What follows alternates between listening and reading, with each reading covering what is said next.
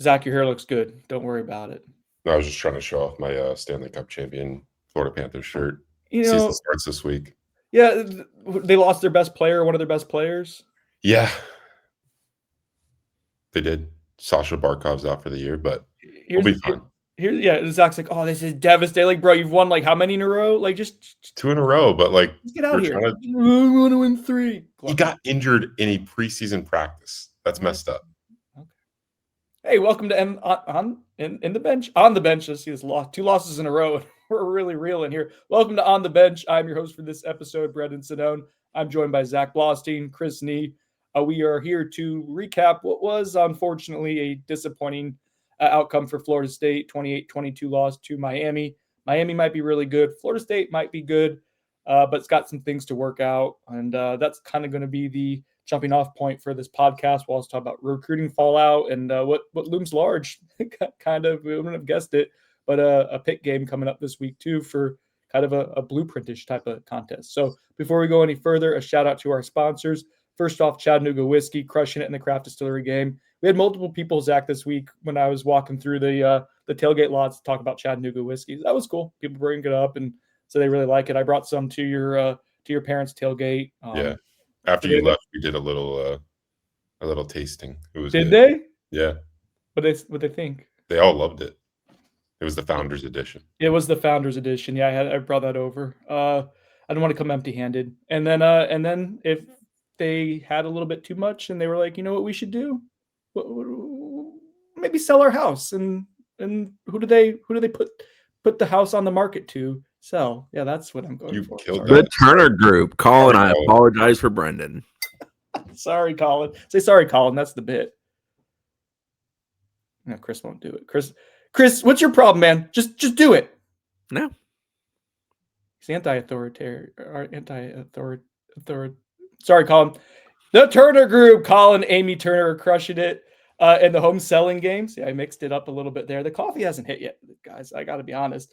But seriously, if you're looking to buy or sell a home in the state of Florida, and they're located in Central Florida, but really Colin's tendrils go all over the state. Zach knows his family's done really well for themselves, both from an efficiency standpoint of having a home base for going up to home games, but also money-making venture in a college town like Tallahassee. They have a really nice townhouse here, and that was done through the Turner Group. So, yeah, seriously, if you're looking for a place to go, they can get you there, literally. All right, Florida State falls by a touchdown to Miami, but really a game that had potential to get out of hand. I mean, it was out of hand at a point. It was 28-3. Florida State battles back. And I think that's the starting point I want to get both your guys' thoughts on is the battle back side of things. I feel conflicted. There's multiple things I view with that as being positive when you look at what still remains with 7 games remaining in the season. But there's also part of me that doesn't want to overly celebrate it. Chris, I'll start with you because I want to kind of flesh this out. I think the fan base is kind of conflicted as well. I mean, it's better than getting the doors blown off and losing 42-3, which was a possibility going into that fourth quarter. But I'm not a moral victory guy, especially when it comes to the rivalry game. I mean, FSU gained 188 yards in the fourth quarter. Miami kind of battened down the hatches. I think they only had 17 yards, for example. FSU scores 19 in that stretch, and it makes it obviously much more respectable looking on the scorecard. But I'm not hell, when I was writing a game story with 10 minutes left, it had blown out in the title. And obviously they changed that narrative to comeback falls short. So, yes, they did that. But, at the same time, as I'm running comeback falls short, I know there's going to be people that are like, oh, no, I don't like that title. And immediately that happened. But really, I don't feel like there was a title I was going to be able to put on that appeased the masses. So FSU avoids blowout by coming back, but it doesn't feel quite like a real close game. That's what they wanted. We're character limited here, people. Okay, there's only so many things we can write in a title. So I good on them for fighting. Good on them for not having as much of a sour taste in their mouth as they exit that one, maybe as it could have been. But at the same time, we know what Mario is when he's trying to run out of clock, and it gets a little interesting sometimes. Well, there were a few moments going on, and it is what it is. I don't know. I'm not. The second down pass, they got deflected and like it bounced back to Florida State's defensive line and it fell, harmlessly to the ground. I was like, oh, that was it. That was the Here's where I opportunity. think I ultimately land on it. When FSU went down 14-3 after the turnover and the boom play, I felt like that game went sideways and it wasn't going to be FSU's day. So, that's early second quarter. So I think that's more where I land than what they did in the fourth quarter. This game was Clemson 2022 to me. No, It just I remember. reminds me of that game so much. I feel similarly, Zach. I felt similarly. I remember that I wrote after that, and a lot of people, Chris included, didn't love the column of that FSU kind of got pushed around when it mattered, and that's how I feel about this game though too. So you got outclassed when it mattered, and like it's cool that you fought back. Like I don't discredit that at all. I think that's a good thing for the rest of the season that these guys are still engaged and you're able as a coaching staff to sell them like, hey, we're not far off, because that's what the talking points were with the coordinators yesterday and even Norvell after the games, like a few plays here or there. And yeah, I mean, I guess so. Those plays were so explosive for Miami and even the detrimental ones for you, like the interception on 4th and 8. But anyways, yeah, I feel similarly, Zach, if you want to keep going on that, but I didn't feel like Florida State was really super competitive when the game was on the line. Yeah, I mean, the difference between those two games is obviously we're years removed from that game in Mike Norvell's tenure at Florida State. So like the stuff we wrote back then about how there was a talent gap between FSU and Clemson and how Clemson, had been kind of running the ACC. That was before Mike Norvell had a winning season at FSU, I believe. That 2022 years when they finally broke through and got the 10-win season. That was the last loss that they had, correct? Before the winning streak? Yeah, I think it was Wake Forest, NC State, Clemson. Clemson, yeah. And the Virginia game reminds me of the NC State game. But anyway, so I mean, does the Alabama game remind you of the LSU game? Yes. Yeah, it's kind of big win over SEC opponent, kind of unexpected. But I mean, the difference here is that FSU is in year 6 with Mike Norvell, and there shouldn't be this much of a talent disparity between FSU and Miami. And we knew going in there was, but when this game mattered through the first 3 quarters, FSU is not playing up to its talent either. Which I thought Trey and Kev Little and AB did a good job of explaining. And the instant reaction was like, yes, we knew there was a talent gap, but it shouldn't have been this big of a talent gap when the game mattered. So that's definitely a fair point to bring up. But I mean, this goes back to what I've talked about over the years and what we've all touched on as a problem for Norvell is just you're losing these head-to-head battles against Miami on the recruiting trail and in the transfer portal. And look at the guys that stepped up in this game for Miami. I mean, Ruben Bain was a head-to-head battle between FSU and Miami.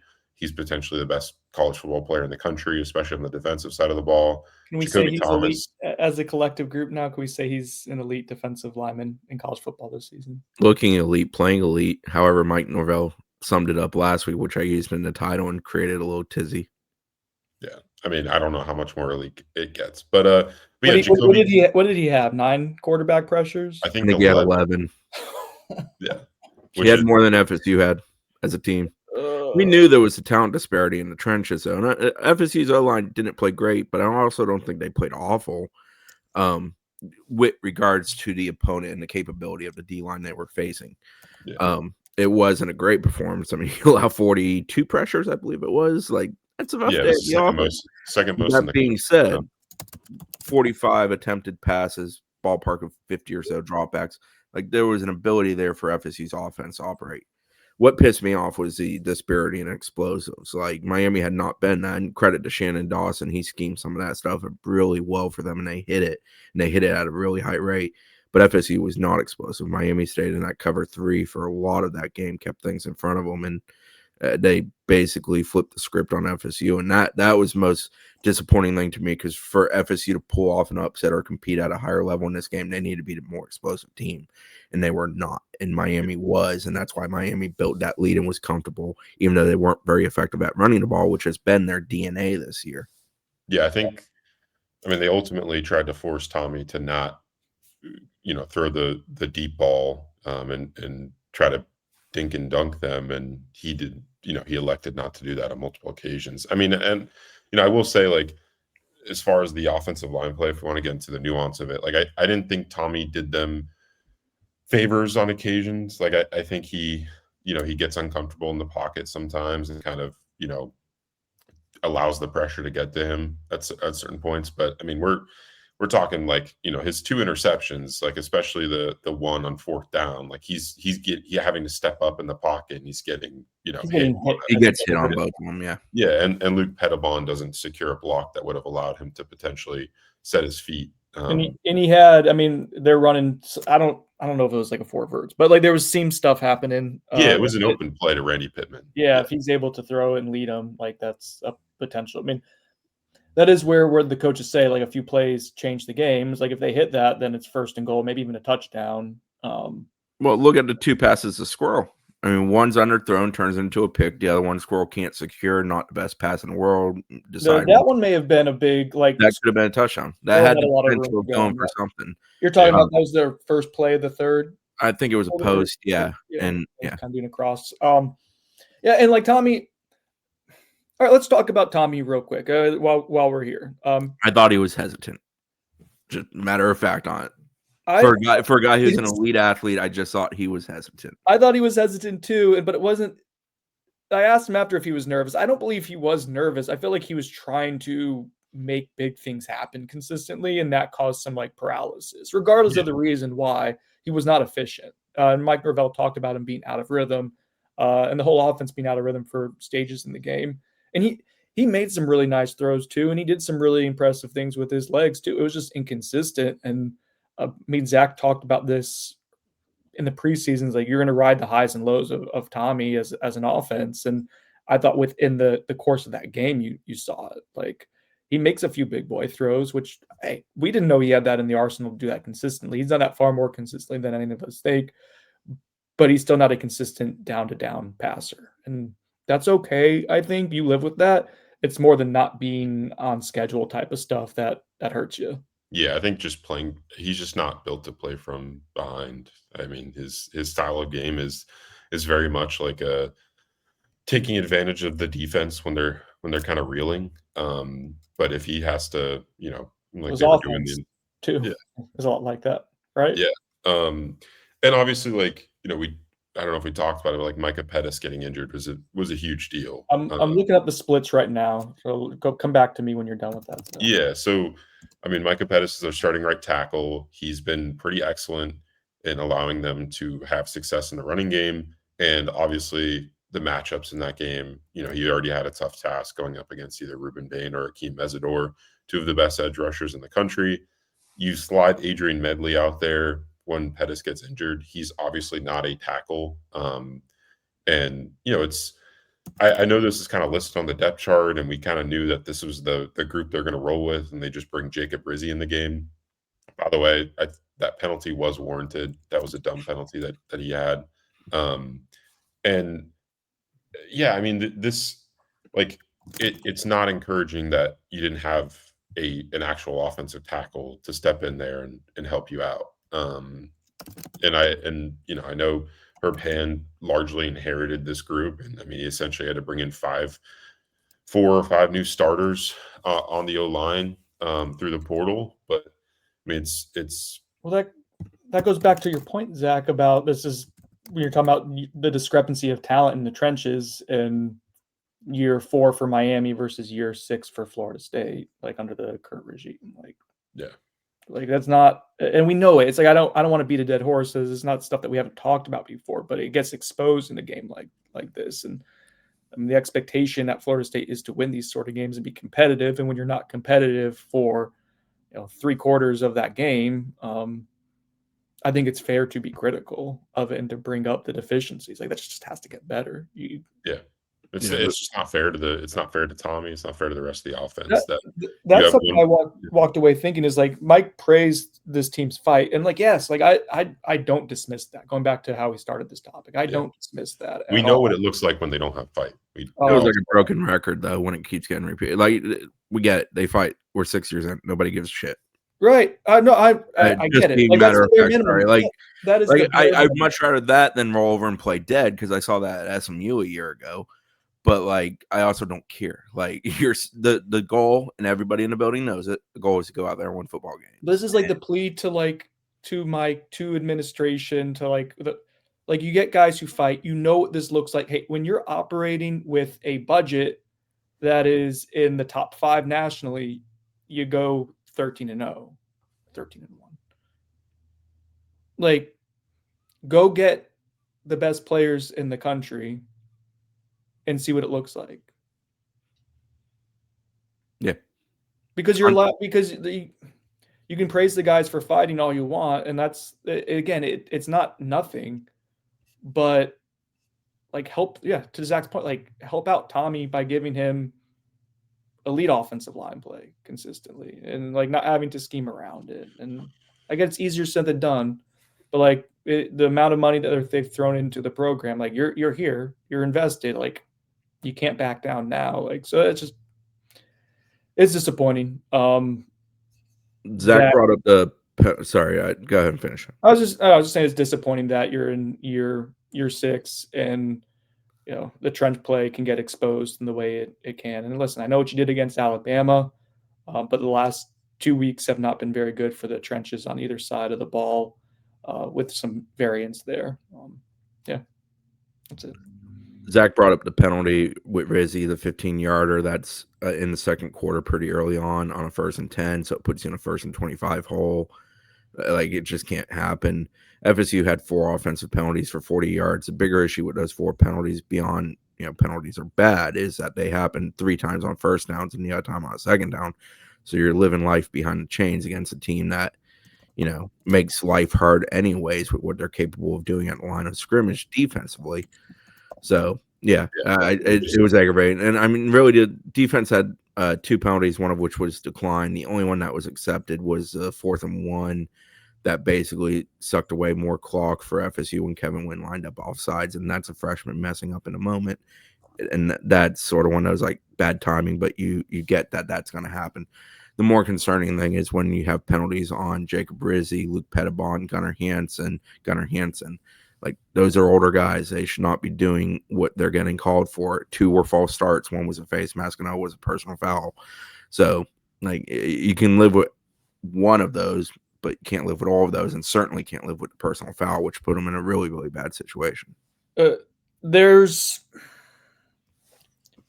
between that and some of the flightiness, I guess, of just not being super disciplined at times on offense. And I get that a good defense can kind of make that happen. But I thought that was disappointing. And on the other side of the ball, this is 2 weeks in a row where the defensive staff exits feeling frustrated with just pre-play alignment stuff and just being lined up slightly in the wrong place. And Tony White gave voice to this yesterday when he said, instead of safety being 10 yards off the ball, they're 7.5. It's significant. Yeah, the ball goes exactly where they're supposed to be if the alignment is correct, and instead of making a play, it turns into a explosive and touchdown for Miami. And I don't know how to rationalize it. Like, I don't want to overreact to what the last 2 weeks have been, but our sample size is only 5 games and 3 of them against, real opponents, and you've lost 2 of them. I don't know if that's encouraging that, okay, if you just clean those things up, that you can get on track pretty quickly, or Well, I think offensively, if you clean up the penalties and turnovers, I think the offense has shown itself, and I know it had 3 bad quarters and 7 straight drives of nothingness against Miami, but in general, I think the offense has shown that it's fully capable of being a highly competitive offense in the college football landscape. They also just played one of the probably top 2-3 defenses in the country without a shadow of a doubt, in my opinion. Defensively, I don't think it really matters. I just don't think they're very good at defense. Like, I think Alabama is more the anomaly than Virginia and Miami is with defense. Like, they can get better on defense, but I don't think they're going to get dramatically better. It was good that the run defense was better. Yeah, but they robbed Peter to pay Paul in that situation. Yeah, Tony gave some voice to that too. That's beyond my scope of understanding, like what they were selling out for or whatnot.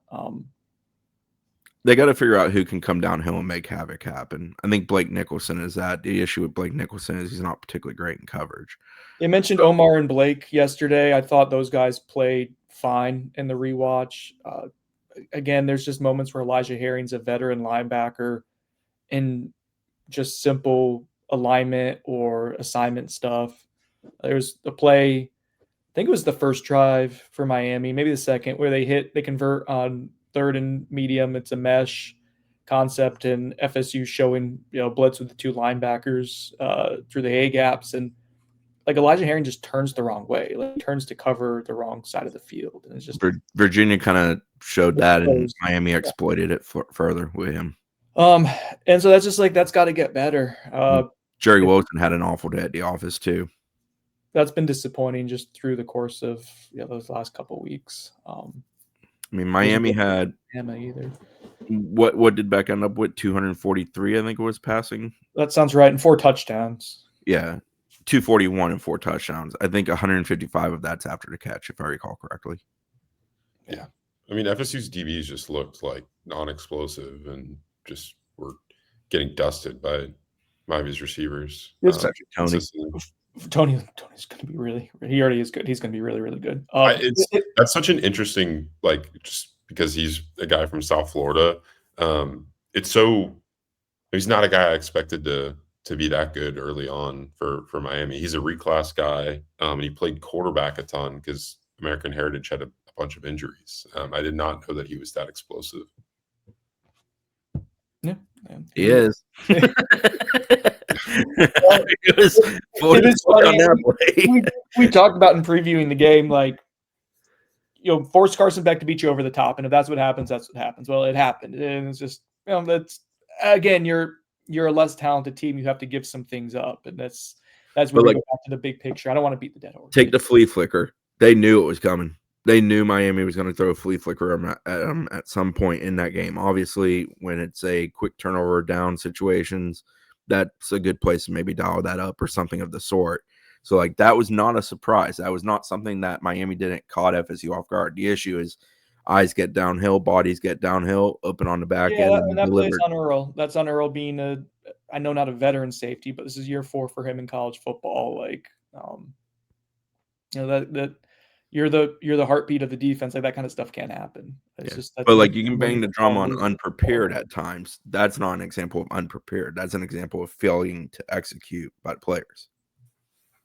Yeah, I mean, but it all kind of falls in the same bucket ultimately of right. But people love to say it's on the coaches, and yeah, it is. It's also on the players. Like, it's on both. It's on both, and that's where I think the game getting close at least kind of like you can say, okay, you're not going to see the finger pointing as much internally, right? You don't have that distrust is maybe more what because how quickly did distrust occur last season from both sides? Coaches not trusting players not trusting coaches. That happened really, really, really early last season. Yeah, it was fully ingrained by the time they wrapped up at SMU, which was, in retrospect, a week ago last year. That shit was probably ingrained flying back from Dublin. Full display, though. I mean, they quit in the SMU game. And in a disgusting manner. All right. I think I'm done talking about the game, guys. It's just we're going to keep talking about the same things and going back to the same shit. It got to get better talent. That has to be the name of the game. It's easy. I thought Miami looked more. They were prepared. That bye week, I think, did help them. Where there was a lot of stuff where FSU tried. Like FSU didn't have a whole lot of guys running wide ass open or didn't get to the edges a lot. Miami took some of that away, but they looked like a very prepared team. It helps though when you have really good athletes. I thought Miami's secondary speed was better than I had expected. I love Jacoby Thomas watching him in that game. And they freed him up to do, like, they did the good things as a coaching staff, and they have talent. Like, that's what I think that FSU has a good coaching staff. They're working to get to more talent. I know they have good young pieces. Like Usman Kroma looks like he belongs against the top 5 defense nationally. Like he looks like he could be effective against them. And I think that's encouraging. Mandrell Desir, like, that's a real dude for you. Kevin Wynn, I think, is going to be good when he gets a chance to get his feet under him a little bit. So you have some building blocks, but like it has to ascend. It has to continue. Let's talk about recruiting, Zach, and the impact of this game. They brought a bunch of recruits in. I don't fault them for doing that. I know some people are like, "Oh, we shot our shot here," and but like, man, I mean, what if not now? When, you know? But Yeah, let's talk I've about. never. Yeah, I was just gonna say I've never been in the camp of not bringing in a ton of prospects for your biggest games of the year. I Right.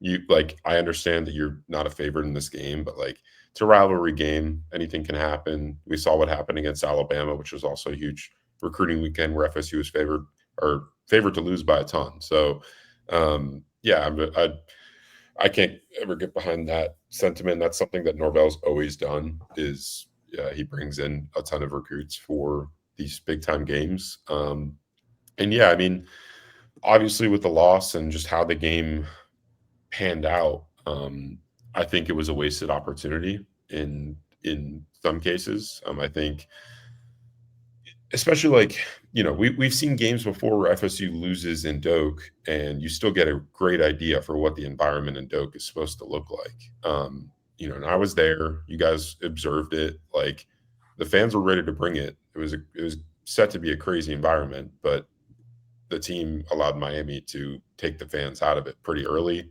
And Yeah, basically 4 minutes or 3 to 4 minutes into the second quarter, kind of zapped the crowd when they hit that one. yeah, and then you move into the third quarter, and then it was lifeless after that. That was real quick. I mean, we did the three keys to an upset, and one of them was for Doak to matter, and Miami took that away. And Yeah, Tommy had to bring his A game was the other Good one. teams do that. FSU didn't do that at Virginia the week before, and it ticked me off. So yeah, good teams do that. Yeah, so that could be telling, but anyway, from a recruiting impact standpoint, like they still made some headway with some important prospects that were on campus. Obviously, had a number of guys committed to other schools in the 26 class that were in town. 4 guys I'll highlight as ones to keep an eye on that I think FSU has a shot with. Florida tight end commit Hezi Kent, the 4-star jumbo athlete, 6'6", 300+ pounds, was there.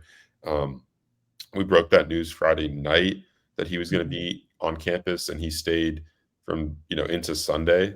So was there for 2 days, and I heard that visit went pretty well. It sounds like FSU kind of understands what they need to do to potentially get that one done. I think Florida obviously will try to play defense some. They just got a big win over Texas, so even though I don't think Texas is that great of a team, but anyway. How much do you think the Randy Pittman playing well? I mean, the week before against Virginia, I'm sure they're sending him clips, and then he plays well again against Miami. Yeah, I think that's a big thing, and it's not specifically like they're not comping Hezi Kent to Randy Pittman because they're pretty different players. But one's like a grenade, and the other one's a Moab. Yes. What? And I don't know what any of those words were. Mother of all bombs, grenade. Yeah, and then Randy Pittman's isn't his nickname Grenade? Yeah. Anyway, yeah, I think I think they're pitching him on the fact that they use the tight end a lot in their offense, whereas I think maybe UF and some of the other schools that have tried to flip him are not doing that much as FSU is with their tight end position. So I think that is resonating with Hezi Kent. We'll see where this goes, but he declined the interview after the visit. So we didn't get his perspective, but I think Hezi Kent just doesn't do anything with the media ever, so it's not super surprising that he did that. Because people say he should be an offensive lineman. Yeah, I mean, that is an O-line kind of thing, but tight end is pretty similar. And then there's 2 Jack linebacker targets on campus. Cameron Wilson, the Syracuse commit, who I've had a crystal ball in for a while. He was there. FSU has done a good job with him. I think that if they continue to push for him, they'll eventually flip him into their class. It's just, obviously Syracuse is not having a great season. And, for a South Florida kid, like that's a far trek to go all the way up to upstate New York to go play for the Orange. So I do think FSU has a real shot with Cameron Wilson to potentially flip him. He said he's going to set up an OV soon to Florida State, likely for the Virginia game. And then Virginia Tech, you mean? Yeah, Virginia Tech, sorry. And then Jamin Pinkney, Brendan's boy, South Florida edge rusher commit. He goes to campus. We had told you before that it was likely that he was going to get offered. He did get offered. The measurables, checked out when FSU, was able to lay eyes on him, and he said that this offer from FSU is a step up from the ones he already has. I mean, he's obviously committed to USF. He said that? He did say that. Yeah, he was pretty good. honest, which I appreciated. That's why. Yeah, he said it. yeah. So he said that he's likely going to return for an OV. They haven't set it up yet, but it sounds like that's one where if FSU does pursue him, which I think they will, like pretty heavily, they could potentially flip him down the line. And then the last guy I'll highlight as real quick. I'm so happy they offered him. I'm such a big fan. Why? Why am I a big fan? Yeah. Thank you, Chris.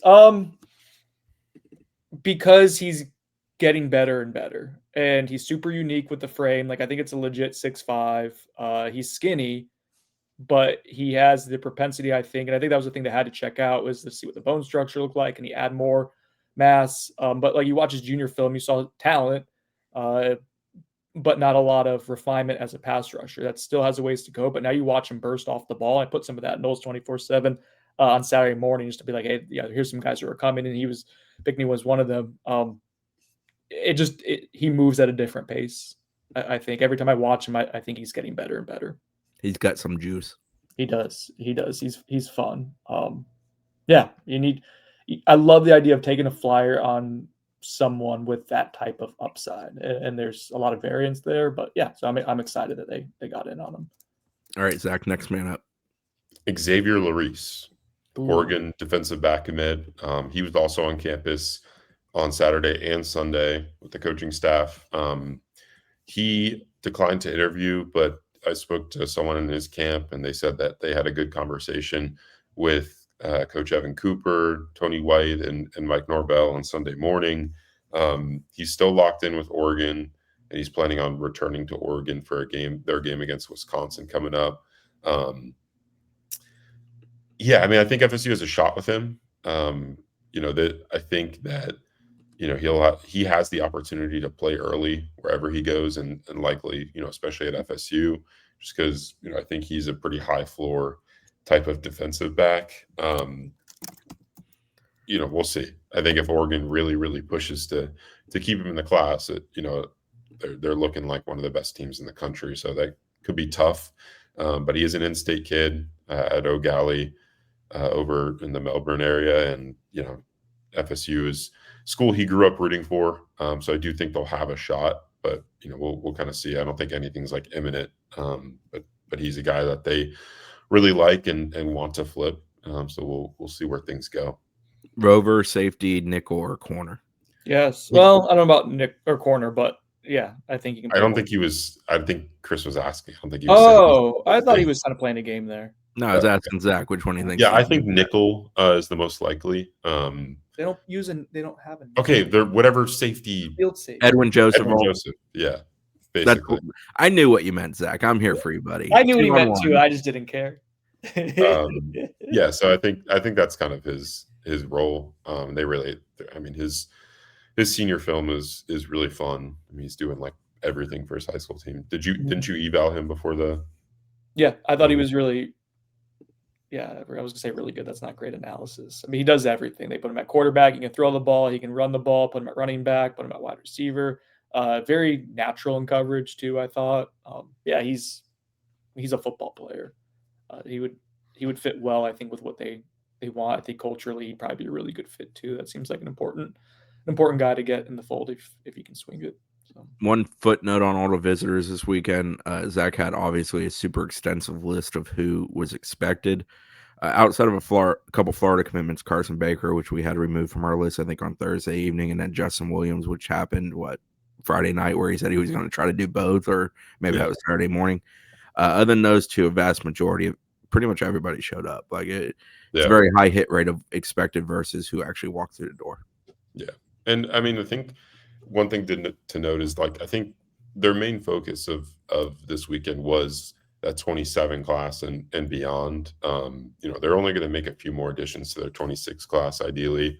But yeah, I mean, this is kind of the reason why they didn't host official visitors this weekend was because they wanted to spend more time with all those priority 2027 prospects. And there were some good impressions from some of those guys, but still working to catch up with some of them to see whether the visit moved the needle. FSU felt like they did a pretty solid job, despite obviously the results of the game playing out how it did. Okay, so let's talk. Last thing I think I want to get to, guys, is the line came out for Florida State Pitt this weekend. It's a noon game, not ideal, and it is FSU giving 10 points, which I thought was a little surprising. That's already gone down to 9.5. It's not a big deal. This is a big game. I think 3 losses in a row, for so many new pieces is a toughie. We could point to the 2022 comp against Zach and said they overcame 3 losses in a row, kind of at a similar point in the season. But yeah, I think this is a really big one. Pitt comes to town with a defense that did typical Pat Narduzzi defense. They blitz the linebackers a ton, play a lot of quarters, I think, and they create havoc. And looks like they found themselves a quarterback too, as well. So a game that sets an interesting table setter for FSU, and I think the rest of the year. Frankly, how we feeling going into that game? We'll preview them more later, but just in terms of this kind of being this feels kind of blueprintish game. It feels like there's a lot on the line for you here if you lose this game. Yeah, I agree. I mean, you're right about Pitt in the way they're aggressive. We know that's what he's going to be. That's what he's always been as their head coach. They've got 16 sacks, 47 tackles for loss. I think they're 4th in the country in tackles for loss per game. Is that what you looked up yesterday? It 3rd or 4th. I can't remember. And then offensively, they made the switch from Eli Holston at quarterback to Mason. I'm going to mess this up because I haven't actually heard it because I haven't watched the broadcast. Heinschel. That's a good play. I think that's probably house money's on that. Played against BC on the year. He's played in 2 games. He's 33 of 45 for 359 and 4 touchdowns with no turnovers. Holston had 5 picks thrown.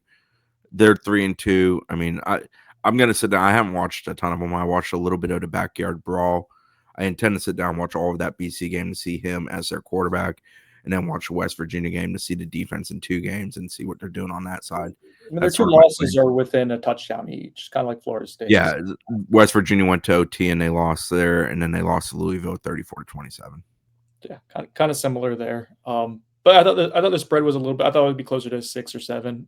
So it was a little different than I anticipated. I'm not sure what odds makers know that I don't, or what they're seeing there. But yeah, this is going to be interesting. It's an interesting spot for Florida State.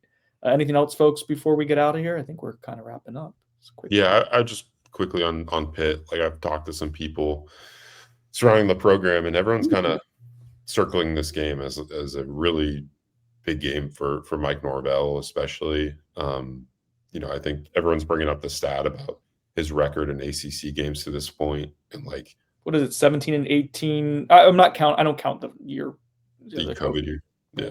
But then it's still, if it's below 500, that's and obviously last year happened, and that's a lot of it. But yeah, I mean, you can't be at FSU and lose that many ACC games. Like, you're a better funded program than almost everyone in the entire conference, aside from potentially Clemson and obviously Miami. And in many cases, a drastically better funded program. Yeah. I think if your roster is twice as much as another's, like, that should not happen to the extent that it does.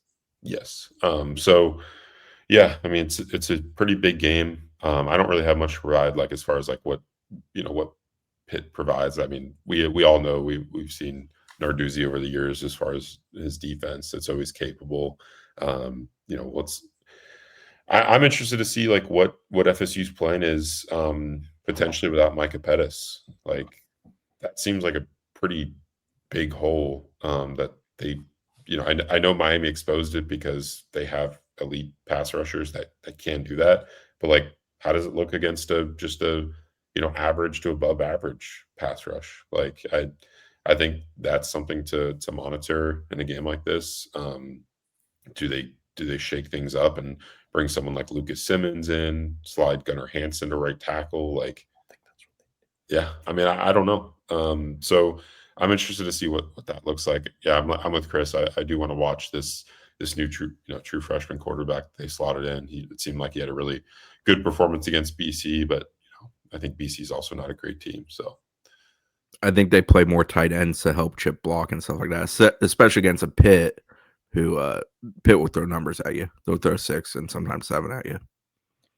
Here's a quick trivia question. Mike Norvell's first play call came where? It was Pitt, right, with Todd? Mm-hmm. Yep. He was like an interim OC, and he called a throwback pass for a touchdown. Who threw the pass? Tino Sinceri did. You really? Yeah. It's Dan Marino and Tino for me when we're talking Pitt quarterbacks, and Kenny Pickett. Can't forget Kenny Pickett. Yeah. Jordan Travis better than Kenny Pickett. Just saying.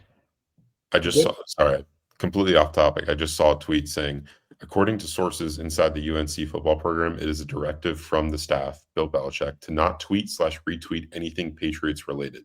So they didn't tweet anything about Drake May's performance last night against the Bills. We've covered some real circuses in our life, but man, never that. Never been that. Yeah. Oh,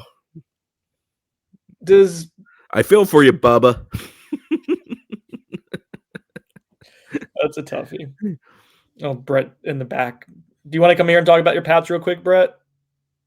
You don't have to. We sure as hell aren't going to talk about my Dolphins. I was going to say, are we talking Drake May? Drake May's a dude. Drake May looked good last night.